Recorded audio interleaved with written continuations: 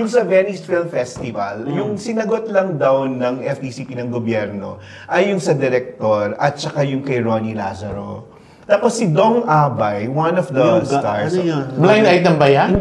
Blind item to. One of the cast members, wala, hindi subsidized, pero may isang aktor daw na sumagot. Pero ayaw pa banggit kasi yung pangalan. Pero ako, I wanna say, well, na merong mga mababait na tao rin. Para at least yung mga blind item natin, hindi lang yung katatawanan at skandalo, no? Na nag-umaako at tumulong dito kay Dong Abay na isang singer para, yun nga, pumunta doon. Kasama siya sa Gulay Lang Manong, si Dong Abay. Yun na nga, kaya lang yun nga, ang sabi nga nila, ang napag-usapan yung gown ni Janine, etc. Pero sana pag-usapan din yung achievement ng pelikula ni Love Diaz. Ngayon, bulong ko sa inyo kung sino yung nag-response.